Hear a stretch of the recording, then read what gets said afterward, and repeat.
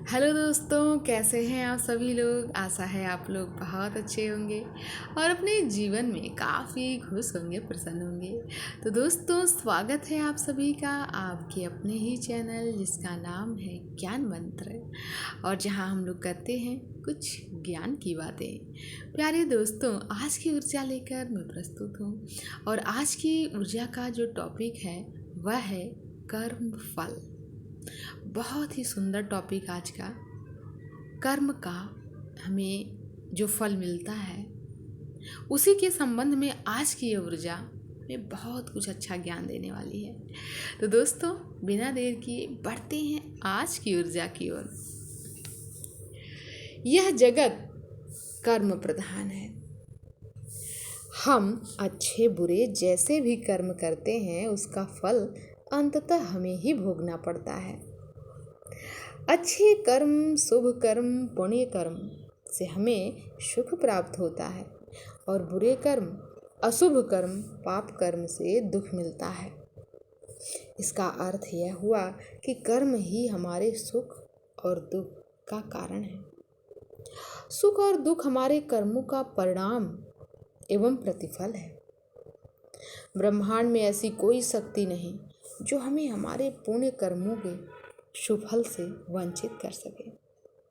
उसी प्रकार यदि हमने बुरे कर्म किए हैं तो वे हमारा पीछा करते रहेंगे और उन कर्मों के परिणामों को भोगना हमारी नियति होगी। जैसे दीवार पर फेंकी गई गेंद लौटकर फेंकने वाले की ओर आती है, उसी प्रकार हमारे द्वारा किए गए कर्म हमारी ओर लौट आते हैं। वस्तुतः कर्म प्रतिक्रियाशील हैं। हम किसी भी प्रकार का कर्म करते समय भले ही अकेले रहे हों, किंतु सर्वव्यापी परमात्मा की उपस्थिति वहाँ भी होती है। हमारे भीतर परमात्मा का अंश यानी हमारी आत्मा भी उस कर्म का साक्षी होती है। यही कारण है कि हम बुरे कर्म करते समय दुनिया की दृष्टि में भले अच्छे बने रहें, पर हमारे भीतर से अंतर आत्मा की आवाज़ हमें आईना दिखाती रहती है। भला उससे हम कोई चीज़ कैसे छिपा सकते हैं। हमारे आत्मा के पास हमारे प्रत्येक कर्म का लेखा जोखा है। कर्मों की दिशा ही हमारे जीवन की दिशा निर्धारित करती है। हमारे कुछ कर्मों का फल तो तत्काल मिल जाता है, लेकिन कुछ कर्मों का फल वर्षों बाद भविष्य में या फिर अगले जीवन में प्राप्त होता है, किंतु मिलता अवश्य है। बीज बोते ही वह वृक्ष तो नहीं बन जाता, उसे बीज से वृक्ष बनने में समय लगता है।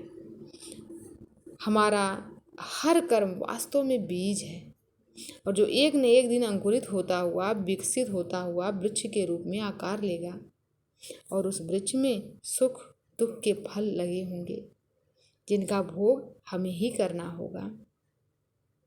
इसे ही कर्म भोग कहते हैं।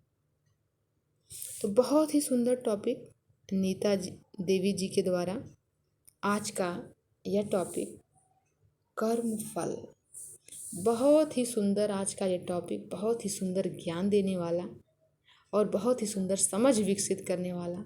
आज की यह ऊर्जा अद्भुत। तो दोस्तों, आज की ये ऊर्जा हमें यह बताने का प्रयास कर रही थी किस तरीके से हमारे कर्म का जो फल है वो हमें अवश्य मिलता है। अगर हम अच्छे कर्म करें तो उसका फल भी अच्छा होगा, और यदि बुरा कर्म रहा तो उसका फल भी हमें बुरा ही भुगतना पड़ेगा। इसलिए हमें अपने जीवन में सदैव अच्छे मार्ग पर चलना चाहिए, अच्छे कर्म करने चाहिए, जिससे हमारा जीवन सुंदर बन सके। तो दोस्तों, आशा है आज की ऊर्जा आप सभी को भी बहुत अच्छी लगी होगी। आज की ऊर्जा हम यही समाप्त करते हैं। मिलते हैं एक नई ऊर्जा में, एक नए वीडियो के साथ।